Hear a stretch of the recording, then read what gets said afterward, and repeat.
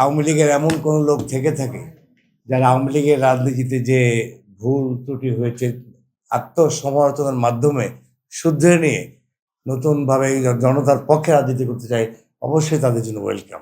মানুষকে অনেক নাজেহাল হতে হয়েছে এবং আজকে নতুন সরকার নির্বাচিত হওয়ার পরেও আমরা প্রতিনিয়ত এই ধরনের খবর পাচ্ছি বিভিন্ন জায়গায় পেশি শক্তি দিয়ে।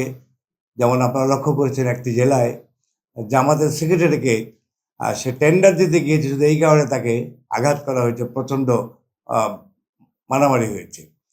এর জন্য জনতা দলের পক্ষ থেকে আমরা ঘোষণা করছি, আমরা আগামী 7ই মার্চ এই কমিটি আমরা জনসমক্ষে আনব।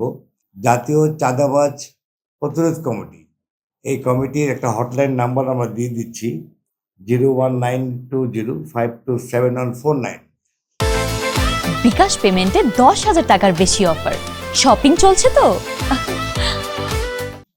যে কোনো ধরনের দুর্নীতি হোক, ইজারা হোক, বালু ভরাট হোক, মাটি কেটে ইটের ভাটায় সারা দেশের পরিবেশকে নষ্ট করছে, এরকম যত অভিযোগে হটলাইনে দেশবাসীকে আহ্বান জানাচ্ছে আমাদেরকে জানাতে। আমাদের একজন লেফটেন্যান্ট জেনারেল নেতৃত্বে এই কমিটি ঘোষণা করা হবে। এই কমিটি পূর্ণাঙ্গ হওয়ার পর দেশবাসীকে আমরা জানিয়ে দেব।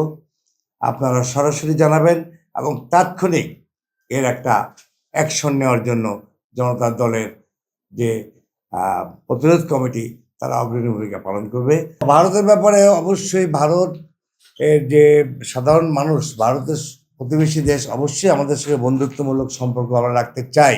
তবে তার মানে এই নয় গত 17 বছর ভারত যেভাবে আমাদেরকে হাতের মুঠো রাখতে চেয়েছিল, সেই রকম নীতিতে জনতা দল সম্পূর্ণ দৃঢ় অবস্থানে আছে। ভারতের কোনো অন্যায় কার্যকলাপের বিরুদ্ধে চোখে চোখ রেখে কথা বলার মতো দৃঢ়তা জনতা দল রাখে।